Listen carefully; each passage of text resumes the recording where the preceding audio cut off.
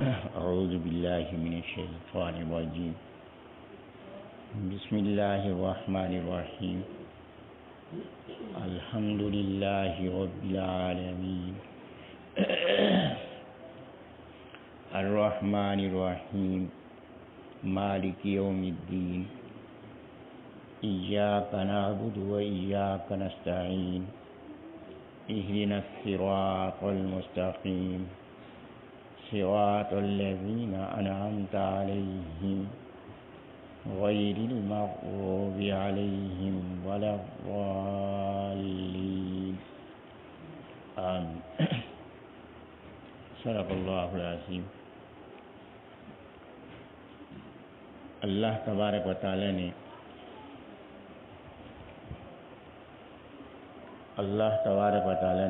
رمضان المبارک کی نعمت عطا فرمائی، اور رمضان المبارک کی بنیادی فضیلت قرآن مجید سے نسبت ہے۔ اللہ تبارک و تعالیٰ کا عظیم احسان ہے کہ اس نے اپنی عظیم نعمت نبی پاک صلی اللہ علیہ وسلم کے ذریعے سے نعمت عظمیٰ قرآن مجید کی نعمت ہمیں عطا فرمائی۔ یہ سورۃ الفاتحہ، یہ بات گزارش کی گئی تھی کہ قرآن مجید کی سب سے پہلی سورت ہے، اور قرآن مجید میں دو ترتیبیں ہیں۔ ایک ترتیب ہے نازل ہونے کے اعتبار سے، ایک ترتیب ہے لوح محفوظ کے اعتبار سے، کہ لوح محفوظ میں اس کی ترتیب کیا ہے۔ جو لوح محفوظ والی ترتیب ہے وہ یہی ترتیب ہے جو اس وقت ہمارے سامنے قرآن مجید کی شکل میں موجود ہے، اور یہ قرآن مجید اس ترتیب کے مطابق نازل نہیں ہوا۔ قرآن مجید نبی علیہ السلام پر نازل ہوا ہے وقت کے لحاظ سے، ضرورت کے لحاظ سے۔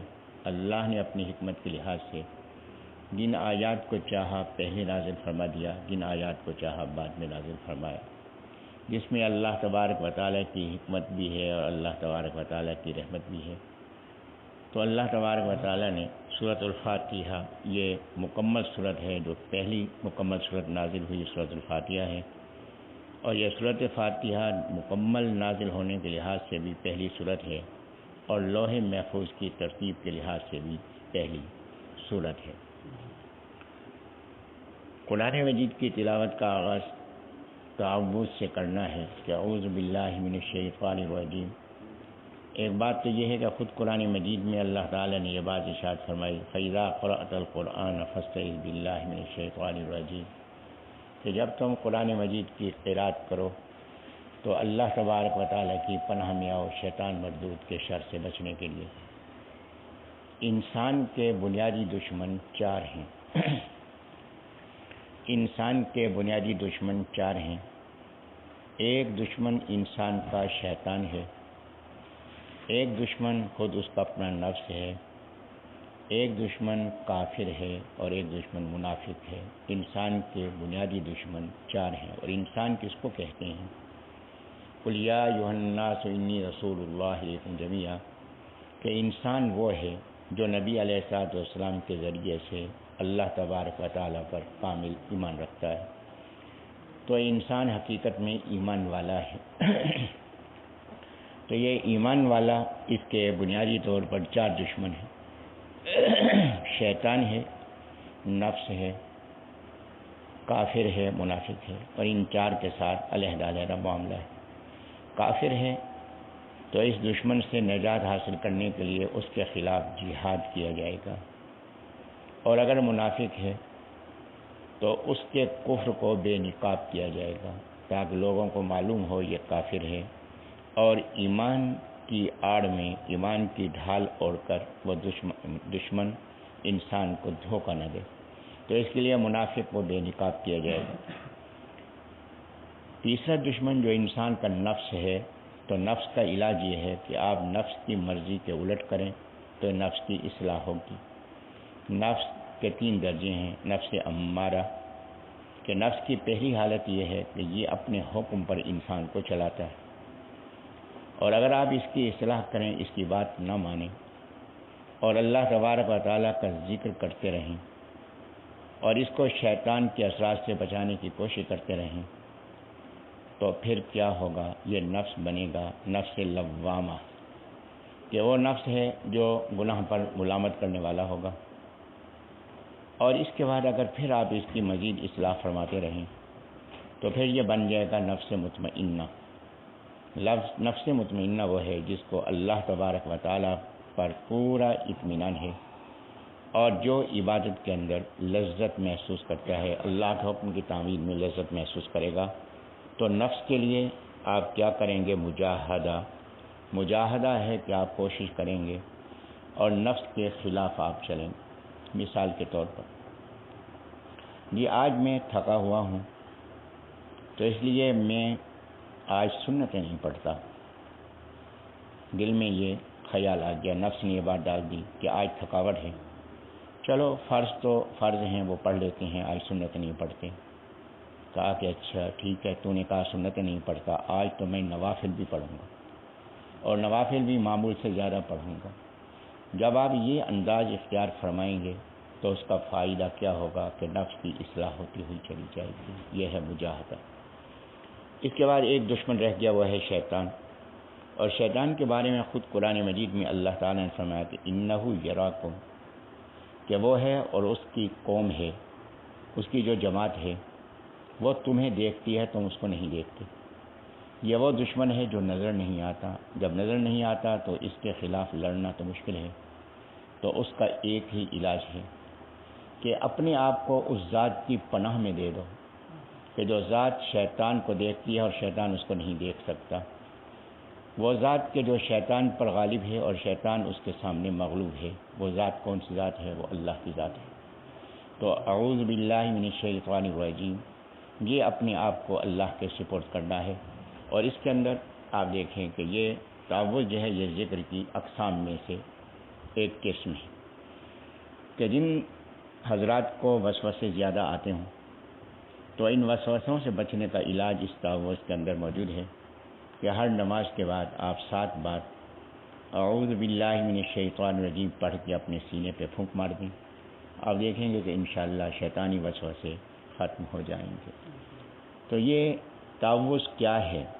اس میں ایک بات تو یہ ہے کہ اعوذ، میں پناہ میں آتا ہوں، باللہ اللہ کی، من الشیطان الرجیم شیطان مردود سے بچنے کے لیے، کہ شیطان مردود شیطان کے مقابلے میں اللہ کی پناہ میں آتا ہوں، شیطان مردود شیطان کے اثرات سے بچنے کے لیے میں اللہ کی پناہ میں آ رہا ہوں۔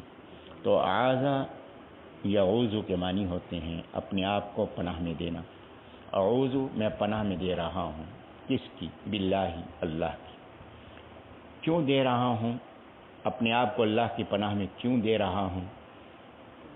اس لیے دے رہا ہوں کہ مردود شیطان سے بچنا ہے۔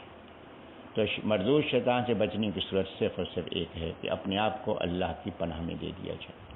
یہاں اللہ تبارک و تعالیٰ نے شیطان کا نام بیان نہیں فرمایا، شیطان کی 2 صفتیں بیان فرمائیں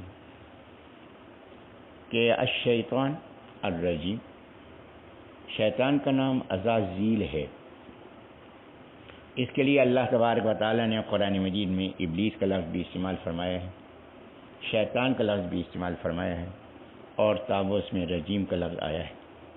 تو ابلیس کے معنی تو آگے جہاں اس کا ذکر آئے گا انشاءاللہ وہاں بیان ہوں گے۔ ویسے ذہن میں یہ رکھ دیں کہ ابلیس کہتے ہیں اس کو کہ جو انتہائی مایوس ہو چکا ہو، کہ وہ ہے کہ جس کو اللہ کی رحمت کی کوئی امید نہیں، تو اس کو ابلیس کہتے ہیں، اور یہ ابلیس ہوا ہے اپنے کرتوتوں کی وجہ سے۔ تو یہاں اللہ نے 2 نام اس کے بیان فرمائے، شیطان اور رجیم، یہ دونوں اس کے ذاتی نام نہیں ہیں، اللہ کا ذاتی نام ہے، لیکن شیطان شیطان کا ذاتی نام نہیں۔ شیطان جو ہے یہ شطن سے ہے، شین توئے نون شط، شطن کے معنی ہوتے ہیں دور ہونا۔ تو شیطان جو اللہ کی رحمت سے، نیکی سے، بھلائی سے انتہائی دور ہے کہ نیکی کا اس کے ہاں تصور بھی نہیں، اور اتنا دور ہے کہ جو اس کے ساتھ لگے گا وہ بھی نیکی سے دور ہو جائے گا، تو اس لیے اس کو شیطان کہا۔ اور دوسری بات، شیطان کے معنی سرکشی کے ہوتی ہیں، شیطان کہ پوری طرح سے سرکش، کہ اگر بظاہر اطاعت بھی کر رہا ہوگا تو اس کے اندر بھی اس کی سرکشی موجود ہوگی، تو وہ مجبوری کی وجہ سے کر رہا ہوگا، لیکن اس کے اندر بھی اس کی نیت کی کوئی خرابی ضرور اس کے اندر پائی جائے گی۔ اور الرجیم، رجیم کہتے ہیں کہ وہ جس کو دور کیا گیا ہو، رجم پتھر مارنا، رجیم پتھر مارا ہوا، کہ یہ ایسا ہے کہ جس کے قریب جائے اس کو چاہیے کہ اس کو اپنے سے دور کرے۔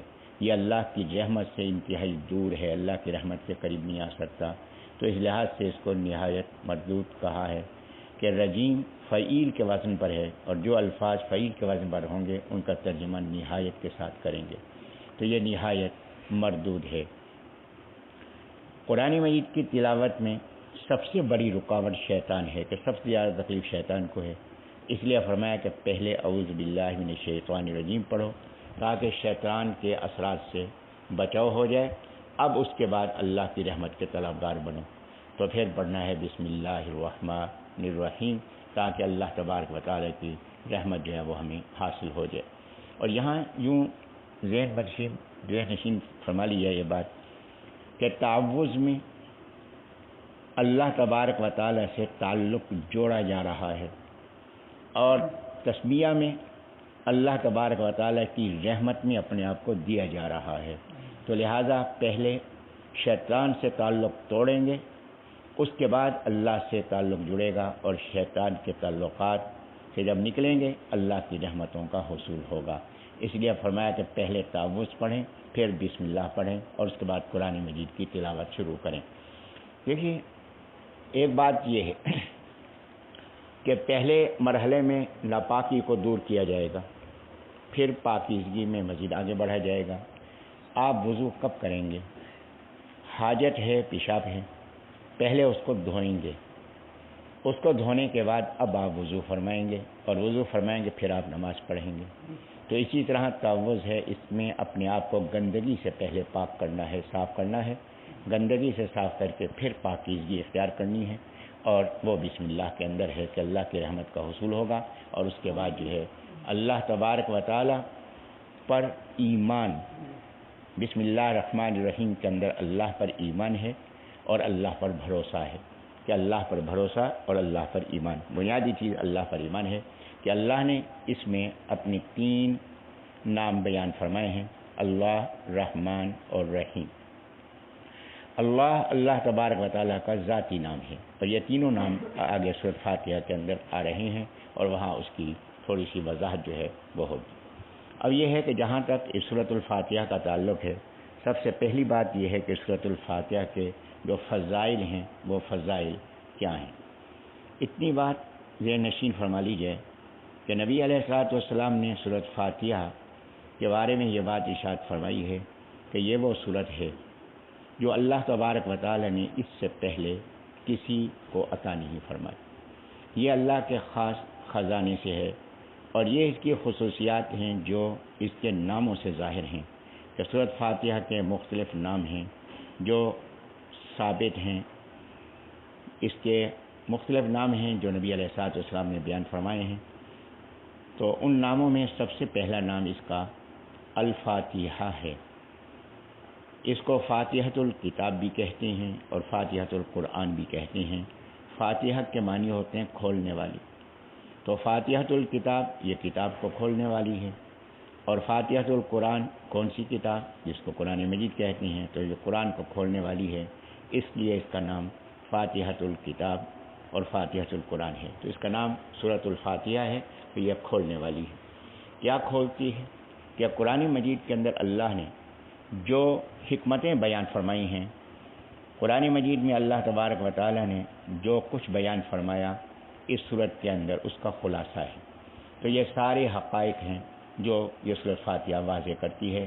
پھر یہ کہ یہ قرآن مجید کیا ہے؟ اللہ کی رحمت ہے، تو اللہ کی رحمت کا آغاز کہاں سے ہو رہا ہے؟ سورۃ فاتحہ سے ہو رہا ہے، اس لیے اس کو سورۃ الفاتحہ کہتے ہیں۔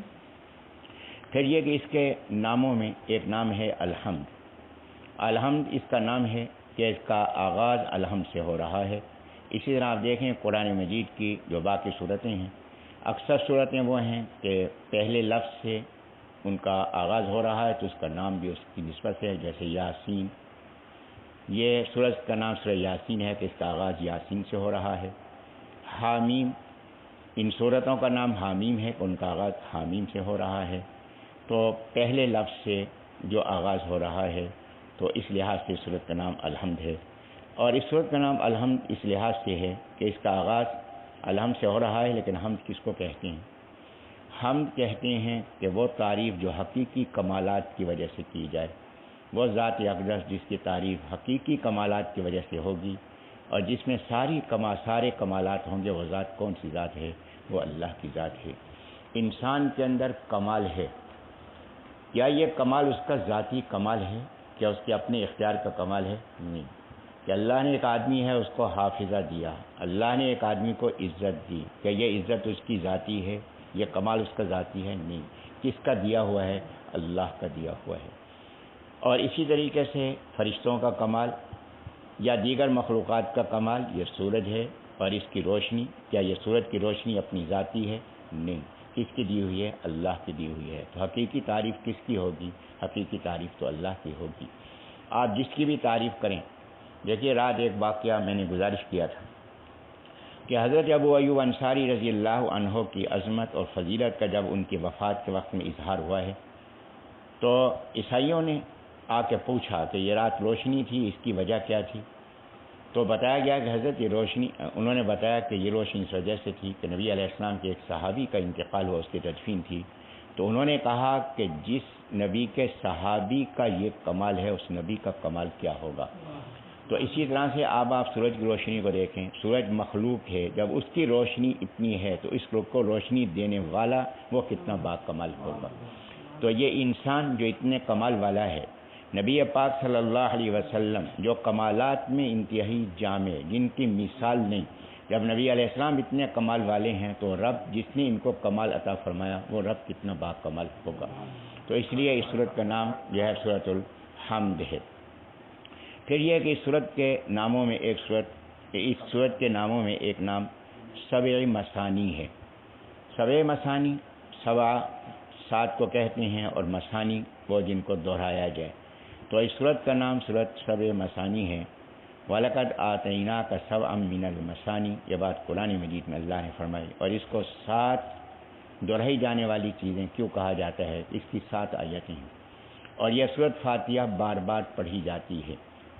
نماز میں بھی ہر نماز کی ہر رکعت میں سورت فاتحہ پڑھی جاتی ہے۔ اور پھر یہ کہ فرمایا کہ جب رات کو سونے لگو سورت فاتحہ پڑھ کے سو۔ بیماری ہے اس میں سورت فاتحہ پڑھنی ہے، تو تلاوت ہے سورت فاتحہ کو ترجیح دینی ہے، اولیت دینی ہے، تو لہٰذا اس کو اختیار کیا جا رہا ہے۔ یہ بار بار پڑھی اور دہرائی جانے والی ہے اور بنیادی طور پر یہ ہے کہ نماز میں اس کو پڑھا جا رہا ہے، اس لیے اس کو بار بار دہرائی جانے والی 7 آیتیں کہتے ہیں۔ اسے ایک مسئلہ معلوم ہو گیا، وہ کیا مسئلہ معلوم ہے اس کو ذہن میں رکھیں گے، اس سے ایک مسئلہ واضح ہوگا کہ سورت فاتحہ کی آیتیں کتنی ہیں۔ سورت فاتحہ کی آیتیں 7 ہیں، یہ سبع مثانی سے یہ بات معلوم ہو رہی ہے۔ سورت فاتحہ کی آیتیں 7 ہیں، اس کو ذہن میں رکھیں گے، ان سے ایک اور جو اس وقت ایک شوشہ ہے اس سے بھی حفاظت ہو جائے گی۔ پھر اس کے بعد یہ ہے کہ سورت کا نام سورت الشفا ہے۔ شفا شین کے زیر کے ساتھ صحت کو کہتے ہیں اور شین کے زبر کے ساتھ کنارے کو کہتے ہیں، تو بول چال میں احتیاط کرنی چاہیے۔ یہ کہا کہ اللہ تجھے شفا دے، نہیں، اللہ تجھے شفا دے۔ اگر آپ یہ کہیں گے کہ اللہ تجھے شفا دیں تو اس کے معنی ہے کہ اللہ تجھے کنارے لگا دے، تو یہ آپ اس کے لیے الٹ بات کر رہے ہیں۔ تو شفا دے، اللہ تجھ کو صحت عطا فرمائے، تو یہ شین کے زیر کے ساتھ ہے، اس کو شفا کہیں۔ پھر یہ کہ اس سورت کا نام سورت تعلیم المسئلہ ہے۔ تعلیم المسئلہ یہ ہے کہ اس میں اللہ تبارک و تعالیٰ نے ہمیں دعا کرنے کا سلیقہ سکھایا ہے کہ دعا کرنے کا طریقہ کیا ہے۔ دعا کرنے کا طریقہ یہ کہ پہلے اللہ تبارک و تعالیٰ کی حمد و ثنا کریں گے اور حمد و ثنا کرنے کے ساتھ وہ کام کریں گے جس سے اللہ راضی ہو، اس کے بعد اللہ تبارک و تعالیٰ سے دعا کریں گے۔ تو اللہ تبارک و تعالیٰ نے اس میں دعا کا طریقہ سکھلایا ہے، اس لیے سورت کا ایک نام تعلیم المسئلہ ہے۔ پھر یہ کہ سورت کا ایک نام سورۃ الصلاۃ ہے کہ صلاۃ نماز کو کہتے ہیں، کہ یہ نماز کی سورت ہے کہ ہر نماز کے اندر اس کو پڑھا جاتا ہے۔ پھر یہ کہ سورت کا ایک نام سورہ ام القرآن ہے کہ ام القرآن، ام کے معنی ماں کے ہوتے ہیں، ام القرآن یہ قرآن کی ماں ہے، کہ انسان کہ کنبے کا آغاز بچوں کی ماں سے ہوتا ہے، اسی طرح قرآن مجید کا آغاز بھی سورۃ الفاتحہ سے ہو رہا ہے۔ اور دوسری بات یہ ہے کہ کے معنی خلاصے کے بھی ہوتے ہیں، تو القرآن یا پورے قرآن مجید کا اس کے اندر خلاصہ بیان کیا گیا ہے۔ اب یہاں ایک مسئلہ جو انتہائی اہم مسئلہ ہے وہ ہے کہ کیا سورۃ فاتحہ، جب اس کو سورۃ الصلاۃ کہا گیا ہے اور اس سورت کو القرآن کہا گیا ہے اور اس کو سبع مثانی کہا گیا ہے، تو یہ سورت نماز کی ہر رکعت میں ادا کی جاتی ہے۔ تو نماز پڑھنے والا، ہر نماز پڑھنے والا کیا اس سورت کو پڑھے گا؟ تو یہاں پہلی بات یہ ذہن نشین فرمائیں کہ قرأت قرآن مجید کا پڑھنا، یہ نماز کے اندر قرآن کا پڑھنا یہ فرض ہے، کہ نماز قرآن مجید کے اندر، نماز میں قرآن مجید کا پڑھنا جو ہے یہ فرض ہے۔ جب قرآن مجید کا پڑھنا فرض ہے تو اس میں آپ قرآن مجید کہیں سے بھی پڑھیں گے تو فرض ادا ہوگا۔ تو کتنا حصہ پڑھنے سے فرض ادا ہوگا؟ آئیے یہ بھی قرآن مجید سے پوچھتے ہیں۔ قرآن مجید میں اللہ تبارک و تعالیٰ نے چیلنج فرمایا ہے کہ اگر تمہیں شک ہے کہ یہ کلام اللہ کا کلام نہیں تو پھر اس جیسی کوئی صورت بنا کر دکھا دو۔ تو اللہ تبارک و تعالیٰ نے کم سے کم جو مقدار چیلنج کی فرمائی ہے وہ صورت ہے۔ اب جو صورت ہے تو قرآن مجید کی صورتیں، سب سے چھوٹی صورت بھی صورت ہی ہوگی، تو وہاں اللہ نے کوئی صورت فرمایا۔ جب کوئی صورت فرمایا تو چھوٹی صورت بھی صورت ہی ہے، تو سب سے چھوٹی صورت سورۃ الکوثر ہے۔ اور سورۃ کوثر کے اندر کتنی آیتیں ہیں؟ سورۃ کوثر کے اندر 3 آیتیں ہیں۔ جب سورۃ کوثر کے اندر 3 آیتیں ہیں تو اس سے یہ بات واضح ہو گئی کہ کم سے کم 3 آیتیں پڑھنا یہ فرض ہے۔ تو 3 آیتیں پڑھیں گے۔ اب جب 3 آیتیں پڑھیں گے، یہ پڑھنا فرض ہے، تو سورۃ الفاتحہ کا پڑھنا یہ واجب ہے۔ سورۃ فاتحہ پڑھیں گے اور سورۃ فاتحہ کے ساتھ قرآن مجید کا مزید حصہ پڑھیں گے۔ اب یہ دونوں پڑھنا جو ہے یہ واجب ہے۔ اب رہی یہ بات کہ نمازی 3 قسم کے ہیں۔ اب یہ ایک اہم مسئلہ ہے جس کو سمجھنا ہے۔ نمازی 3 قسم کے ہیں۔ امام ہے جو نماز پڑھا رہا ہے، منفرد ہے جو اکیلے نماز پڑھ رہا ہے، مقتدی ہے جو امام کے پیچھے نماز پڑھ رہا ہے۔ تو منفرد جو اکیلے نماز پڑھ رہا ہے وہ تو نماز میں سورۃ فاتحہ بھی پڑھے گا اور مزید حصہ بھی پڑھے گا۔ امام سورۃ فاتحہ بھی پڑھے گا، مزید حصہ بھی پڑھے گا۔ مقتدی جو ہے وہ امام کے پیچھے قرات نہیں کرے گا۔ اب جب امام کے پیچھے مقتدی قرات نہیں کرے گا تو اس سلسلے میں بعض حضرات کا فرمانا ہے کہ اگر آپ سورۃ فاتحہ نہیں پڑھیں گے، باقی قرات آپ نہ کریں، لیکن سورۃ فاتحہ اگر آپ نہیں پڑھیں گے، سورۃ فاتحہ نہیں پڑھیں گے تو اس کی وجہ سے مقتدی کی نماز نہیں ہوگی۔ اس بارے میں ان کے جو دلائل ہیں وہ کیا ہیں اور نہ پڑھنے کے دلائل کیا ہیں، تفصیل تو نہیں بتائی جا سکتی، لیکن اس وقت میں مختصر اشارات 2-3 عرض کر دیتا ہوں۔ وہ لوگ کہ جو کہتے ہیں کہ جناب مقتدی کے لیے بھی سورۃ فاتحہ پڑھنا ضروری ہے، ان کا کہنا ہے کہ حضرت بخاری شریف کے اندر حدیث ہے، لا صلاۃ لمن لم یقرأ بفاتحۃ الکتاب، لا صلاۃ نہیں نماز، لمن لم یقرأ اس کی کہ جس نے نہ پڑھی، قرات نہ کی، بفاتحۃ الکتاب سورۃ فاتحہ کی۔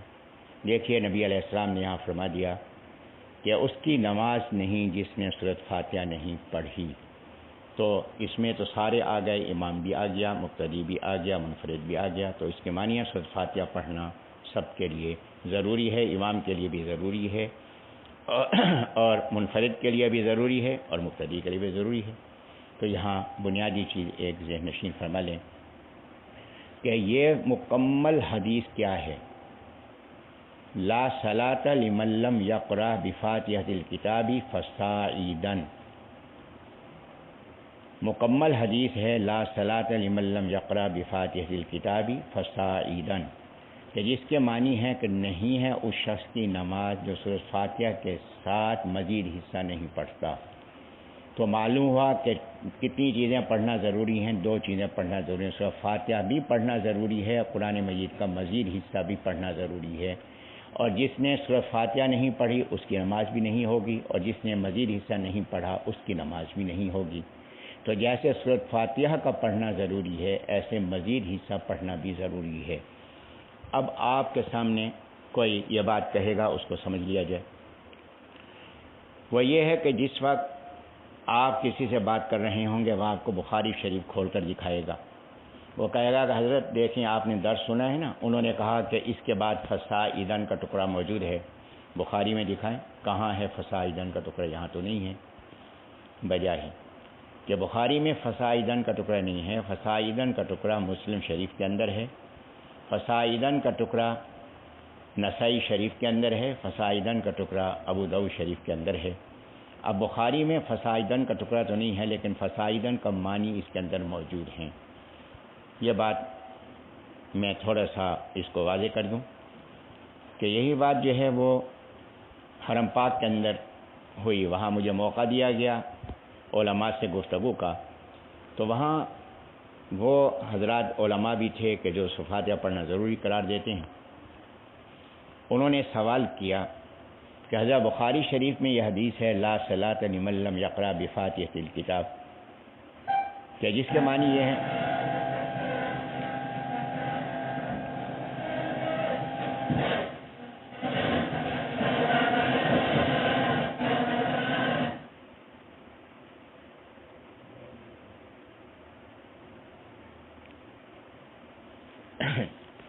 جس کے معنی یہ ہیں کہ جس کے معنی یہ ہیں کہ لا صلاۃ لمن لم یقرأ بفاتحۃ الکتاب، کہ جس نے سورۃ فاتحہ نہیں پڑھی اس کی نماز نہیں۔ تو میں نے ان سے ایک بات گزارش کی، میں آپ کے سامنے بھی عرض کر دیتا ہوں۔ میں نے ان سے یہ بات گزارش کی کہ اگر پاکستان کا کوئی آدمی جو عربی زبان نہیں جانتا اگر وہ اس کے یہ معنی کرے تو مجھے کوئی اعتراض نہیں، آپ تو عربی جاننے والے ہیں،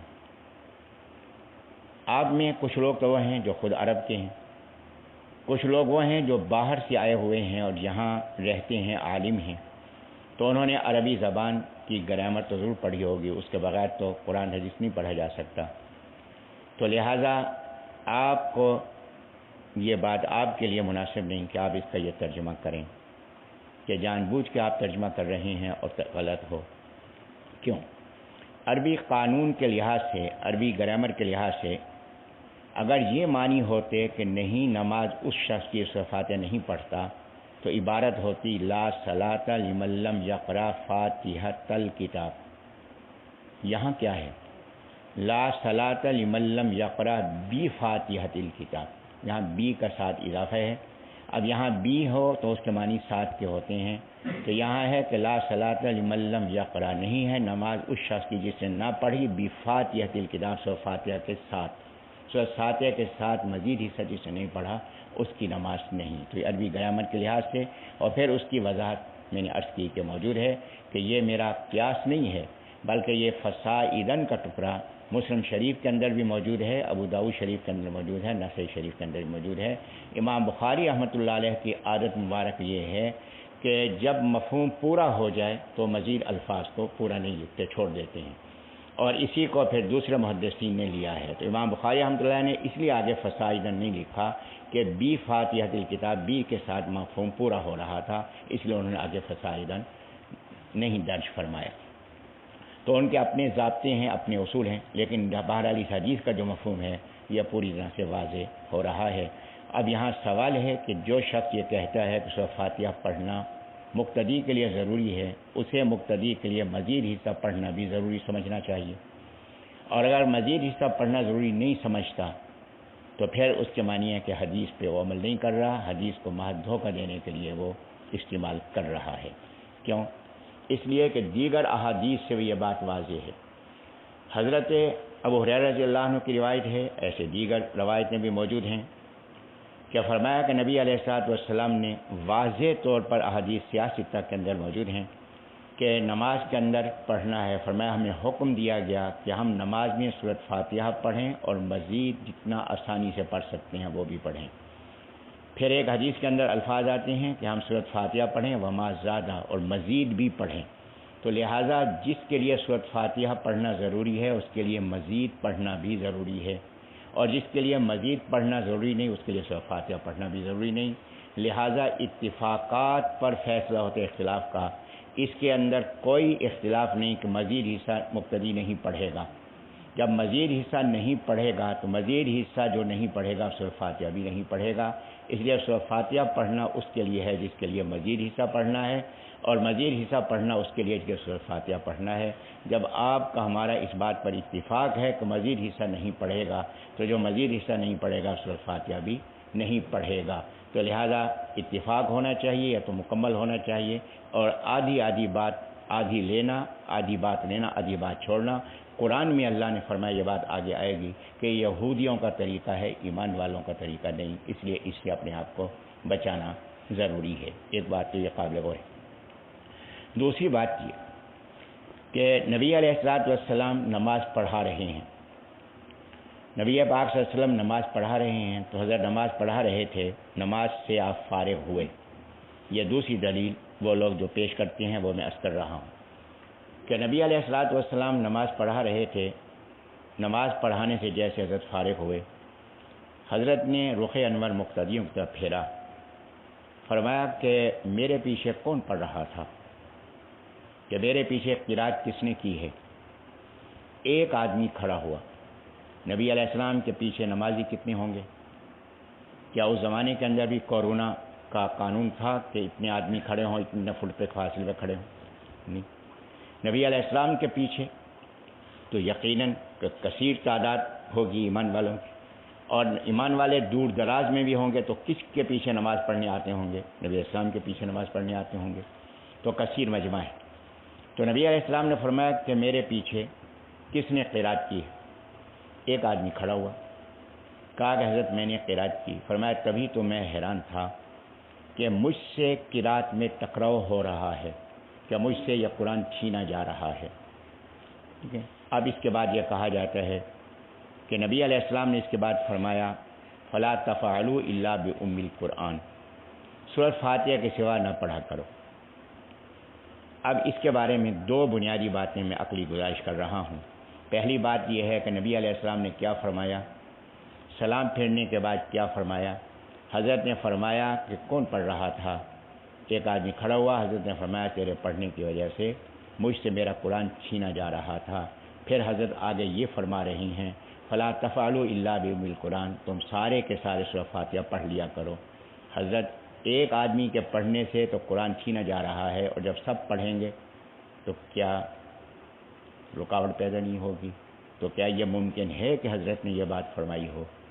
ہاں، تو اس وجہ سے یہ حدیث جو ہے یہ روایت کی سند کے لحاظ سے ناقابل اعتبار ہے، کہ اس کے اندر راوی محمد بن اسحاق ہے، اور جو ایسا راوی ہے کہ امام بخاری رحمۃ اللہ علیہ نے بھی اس کو ناقابل اعتبار راوی قرار دیا ہے، اس کی روایت نہیں دی، تو لہٰذا یہ درایت کے لحاظ سے بھی یہ مفہوم مناسب نہیں۔ اگلی بات میں عرض کر رہا ہوں کہ نبی علیہ الصلوۃ والسلام نے فرمایا کہ میرے پیچھے کون قرات کر رہا تھا؟ تو ایک آدمی کھڑا ہوا۔ تو میں نے ابھی ایک بات گزارش کی، آپ کے ذہن میں ہوا کہ حضرت کے پیچھے 2-3 نمازی ہوں گے، کثیر تعداد ہے۔ تو جو لوگ کہتے ہیں سورۃ فاتحہ پڑھنے کے بغیر مقتدی کی نماز نہیں ہوتی، نبی اسلام کیا فرماتے؟ ایک آدمی کھڑا ہوا، باقی تو کھڑے نہیں ہوئے، حضرت کیا فرماتے؟ حضرت فرماتے سارے اٹھ کے کھڑے ہو جاؤ، نماز دوبارہ پڑھو، تمہاری نماز تو ہوئی نہیں ہے۔ تو ہم نے سورۃ فاتحہ تو پڑھی نہیں ہے، جب سورۃ فاتحہ نہیں پڑھی تمہاری نماز تو ہوئی نہیں ہے۔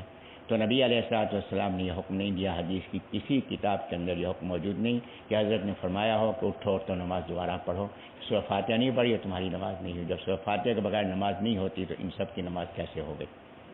تو لہٰذا اس حدیث پہ یہ دو بنیادی باتیں ہیں درایت کے لحاظ سے جو میں نے گزارش کی ہے۔ سند کے لحاظ سے یہ حدیث ناقابل اعتبار ہے، اور پھر حضرت ایک کے وجہ سے ٹکراؤ فرما رہے ہیں اور سب کو حکم کیسے دے رہے ہیں، درایت کے لحاظ سے یہ ناقابل اعتبار ہے۔ اور تیسری بات یہ کہ حضرت نے نہیں فرمایا کہ جنہوں نے نہیں پڑھی سورۃ فاتحہ اٹھ کے دوبارہ نماز پڑھیں، تو لہٰذا یہ کہنا کہ سورۃ فاتحہ نہیں پڑھی اس کی نماز نہیں ہوگی۔ یہاں میں اس بات کی تھوڑی سی وضاحت ایک اور انداز سے کر دیتا ہوں۔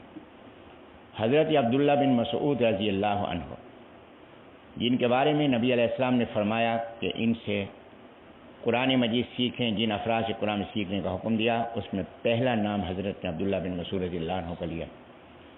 دوسری بات یہ ہے کہ حضرت نے یہ بات فرمائی کہ جو حدیث عبداللہ بن مسعود بیان کرے تم بغیر رکاوٹ ہچکچاہٹ کے فوری اس کی تصدیق کرو. اور تیسری سند نبی اسلام نے ان کو عطا فرمائی کہ عبداللہ بن مسعود رضی اللہ عنہ جو کام پسند کریں گے میری پسند بھی وہی ہے. یہ عبداللہ بن مسعود رضی اللہ عنہ مسجد میں داخل ہوئے، ان کے ایک شاگرد ہیں، ان کے ساتھ ہیں. کہنے کہ ہم جب مسجد میں داخل ہوئے تو امام رکوع میں جا چکا تھا، تو لہٰذا عبداللہ بن مسعود رضی اللہ عنہ نے بھی نیت باندھی. نیت باندھنے کے بعد وہ بھی رکوع میں چلے گئے، میں بھی ان کے ساتھ رکوع میں چلا گیا. جب امام نے سلام پھیرا تو مجھے یہ خیال آیا کہ میں نے وہ شروع کا جو قیام ہے وہ تو فرض ہے، وہ تو میں نے نہیں کیا. جب نہیں کیا تو میری رکعت تو نہیں ہوئی، تو لہٰذا میں اٹھ کے کھڑا ہوا اپنی رکعت پڑھنے کے لیے. عبداللہ بن مسعود رضی اللہ عنہ نے سلام پھینک دیا. ابن مسعود رضی اللہ عنہ نے میرا ہاتھ پکڑا اور مجھ سے فرمایا کہ دوسروں کے لیے اتنی رکعتیں ہیں، تیرے لیے اتنی ہیں، دوسروں کے لیے 4 ہیں، تیرے لیے 5 رکعتیں ہیں. تو لہٰذا حضرت میرا ہاتھ پکڑ کے مجھے بٹھا دیا کہ تیری نماز ادا ہو گئی. کہاں شامل ہوئے ہیں؟ رکوع میں شامل ہوئے. رکوع میں تو فاتحہ نہیں پڑھی انہوں نے. تو لہٰذا جو امام کی نماز میں شامل ہوا ہے بعد میں، تو امام کے پڑھنے سے اس کی ادا ہو گئی. تو جو امام کے پڑھنے کے وقت میں موجود تھا تو کیا اس کی ادا نہیں ہوگی؟ سوچنے کی بات ہے. اگلی بات یہ، میں ایک بات گزارش کر دوں کہ اگر آپ کہیں نماز پڑھ رہے ہوں، اگر آپ کے ساتھ کوئی ساتھی ہے جو رکوع میں شامل ہوا ہے اور سلام پھیرنے کے بعد وہ کھڑا ہو جائے رکعت پڑھنے کے لیے، آپ اس کا ہاتھ نہ پکڑنا. جیسے عبداللہ بن مسعود رضی اللہ عنہ نے اپنے شاگرد کا ہاتھ پکڑا، آپ ہاتھ نہ پکڑنا. کیوں؟ کہ وہ لا علمی میں کر رہا تھا، یہ ضد میں کر رہا ہے. اگر آپ نے اس کا ہاتھ پکڑا تو دوسرا ہاتھ آپ کے چہرے پر ہوگا. تو اس لیے آپ یہاں یہ کام نہ کرنا، اس کو اپنے حال پہ چھوڑ دیں. بس مسئلہ خود سمجھ لیں، باقی کو اپنے حال پہ آپ چھوڑ دیں. اس کے ساتھ جو بات اور قابل توجہ ہے، قابل غور ہے، وہ ایک بات تو یہ کہ یہ بات کہی جاتی ہے کہ حضرت قرآن مجید میں جو ہے وَإِذَا قُرِئَ الْقُرْآنُ فَاسْتَمِعُوا لَهُ وَأَنصِتُوا لَعَلَّكُمْ تُرْحَمُونَ، کہ جب قرآن پڑھا جائے تو دھیان سے سنو، وَأَنصِتُوا چپ کے کھڑے رہو، لَعَلَّكُمْ تُرْحَمُونَ تاکہ تم پہ رحم کیا جائے، تم رحم کیے جاؤ. یہاں آپ دیکھیں کہ وَإِذَا قُرِئَ الْقُرْآنُ کہ جب قرآن پڑھا جائے تو یقینی قرآن پڑھا جانا کہاں ہوتا ہے؟ نماز میں ہوتا ہے. میری یہ صرف رائے نہیں ہے، یہ قیاس نہیں ہے. 5 صحابہ کرام رضی اللہ عنہم کی روایت ہے. عبداللہ بن مسعود رضی اللہ عنہ، عبداللہ بن عمر رضی اللہ عنہ، عبداللہ بن عباس رضی اللہ عنہ، عبداللہ بن مغفل رضی اللہ عنہ، حضرت ابو ہریرہ رضی اللہ عنہ. ان 5 کی روایت یہ ہے کہ یہ آیت نماز کے بارے میں نازل ہوئی ہے جس میں مقتدی کو حکم دیا گیا ہے کہ وہ قرات نہ کرے. اب یہ میری بات نہیں ہے، قاعدے اور قانون کے لحاظ سے، گرامر کے لحاظ سے مفہوم یہی ہے. وَإِذَا قُرِئَ الْقُرْآنُ جب قرآن پڑھا جائے تو اذا وہاں لگتا ہے جہاں کام یقینی ہو. تو یقینی حالت جس میں قرآن پڑھا جا رہا ہے وہ کون سی ہوگی؟ نماز ہوگی. اگر امام کی آواز آ رہی ہے تو امام قرآن پڑھ رہا ہے، اگر آواز نہیں آ رہی تو امام کیا پڑھ رہا ہے؟ کوئی حدیث پڑھ رہا ہوگا، کوئی نظم پڑھ رہا ہوگا، کوئی کتاب پڑھ رہا ہوگا. اس لیے کہ اگر قرآن نہیں پڑھ رہا تو نماز ٹوٹ جائے گی.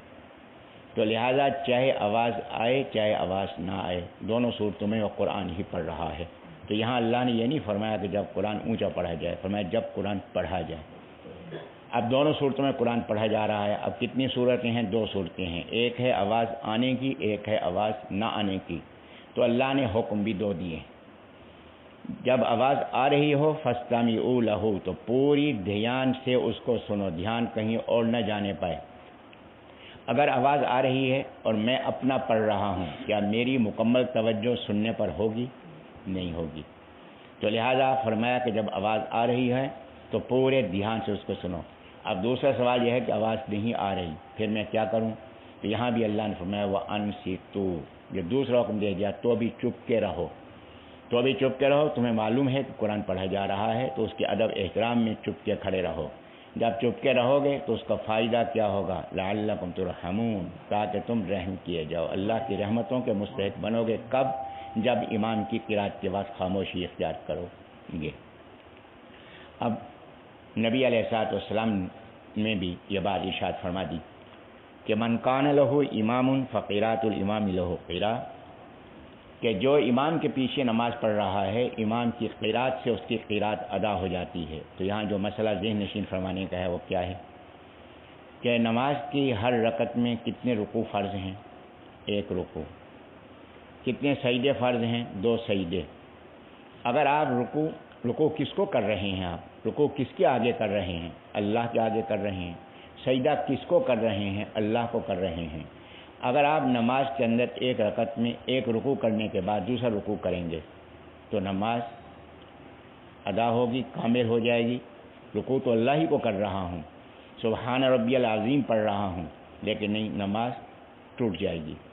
اگر جان بوجھ کے دوسرا رکوع کیا 1 رکعت میں تو نماز ٹوٹ جائے گی، اور اگر بھول کر کیا تو پھر سجدہ سہو کرنا پڑے گا۔ سجدہ سہو نہیں کروں گا نماز ادا نہیں ہوگی۔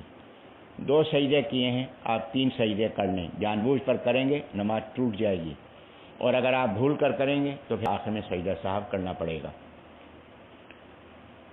کیوں؟ اس لیے کہ 2 سجدے سے فرض ادا ہو گیا، 1 رکوع سے فرض ادا ہو گیا۔ اب آپ نے دوسرا رکوع کیا تو فرض پر فرض کا اضافہ کیا، تو فرض میں جب اضافہ کریں گے تو کیا ہوگا؟ نماز ٹوٹ جائے گی۔ اب نبی علیہ الصلوۃ والسلام یہ فرما رہے ہیں کہ من کان لہ امام فقراۃ الامام لہ قراء، کہ جو امام کے پیچھے نماز پڑھ رہا ہے امام کی قرات سے اس کی قرات ادا ہو گئی، تو قرات فرض ہے، تو امام کے قرات سے میری قرات ادا ہو گئی، فرض ادا ہو گیا۔ اب میں اپنا جو پڑھ رہا ہوں تو یہ فرض کتنی دفعہ کر رہا ہوں؟ فرض 2 دفعہ کر رہا ہوں۔ تو ایسے ہے جیسے رکوع 2 دفعہ کیا، سجدے 2 سے زیادہ کیے تو نماز ٹوٹ جائے گی۔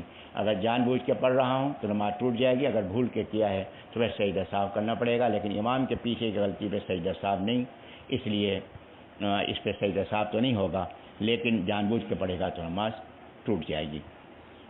پھر یہاں ایک بات اور جو اس لحاظ سے بھی قابل غور ہے، دیکھیے کہ کہا جاتا ہے کہ حضرت یہاں وَإِذَا قُرِئَ الْقُرْآنُ ہے کہ جب قرآن پڑھا جائے، وَإِذَا قُرِئَ الْقُرْآنُ، جب قرآن پڑھا جائے، سورۃ فاتحہ تو القرآن ہے، یہ قرآن تو نہیں ہے، تو وَإِذَا قُرِئَ الْقُرْآنُ ہے، وَإِذَا قُرِئَ القرآن تو نہیں ہے، تو اس لیے یہاں سورۃ فاتحہ اس میں شامل نہیں ہے۔ بس میرے محترم، بحث برائے عقل برائے عقل سے بچنے کے لیے میں ایک بنیادی بات گزارش کر دوں کہ یہ کس پہ نازل ہوا ہے؟ قرآن مجید نبی اسلام پہ نازل ہوا۔ آئیے نبی اسلام سے پوچھتے ہیں کہ حضرت یہ سورۃ فاتحہ قرآن ہے یا قرآن نہیں؟ بخاری شریف کے اندر حدیث موجود ہے کہ ہی اعظم سورۃ فی القرآن،